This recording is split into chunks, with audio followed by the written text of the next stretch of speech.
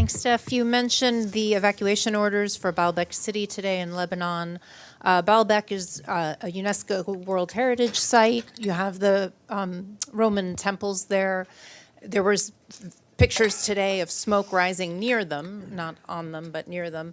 I haven't seen any statements from UNESCO about the preserving, protecting them.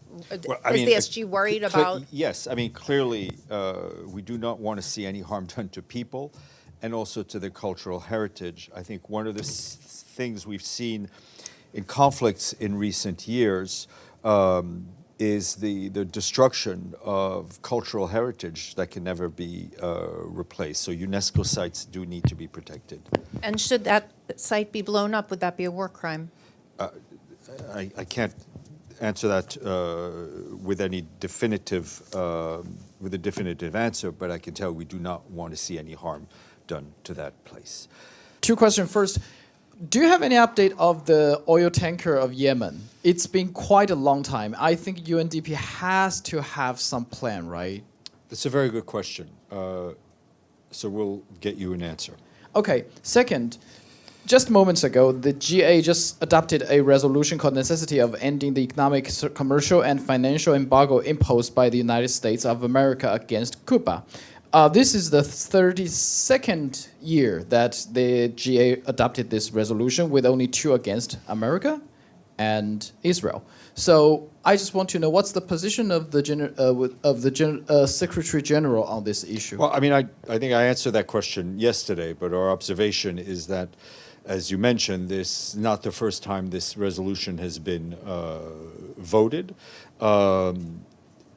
It has not been implemented, and meanwhile, I think the economic and burden on Cuba and the Cuban people continues. So will the Secretary General urge the USA to We urge for all member states to follow all resolutions. Mike. No full introduction? No, if anyone needs no full introduction, no, go ahead. I'll take that as a compliment. Yes. Have there been any initial discussions at any level between the UN/UNRWA and Israeli officials, COGAT, elsewhere, about the possible implementation of the laws that were passed on Monday? I mean, the communication was, as you know, the letter sent by the Secretary General yesterday to the Prime Minister of Israel. As I mentioned yesterday, there's been no official contact, despite efforts from between UNRWA and the Israeli government, their counterpart, which is the Foreign Ministry. There remains operational contacts on a daily basis, of course. But you know, our position is that we do not want to see this law implemented. We hope it does not get implemented, because if it does, it will have devastating consequences. And it is clear for us that there is no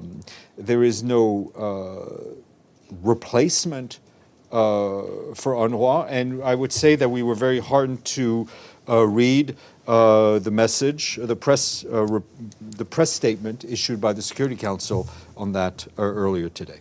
Even within the operational, I mean, this is an operational issue in addition to a legal issue. Even at the operational level. Listen, on the operational issue, if UNRWA has to close its health centers, its schools, its nutrition program, all of that, what will happen, as warranted under international law, is that Israel will then have to take responsibility for delivering these services to the people in areas under which they have authority.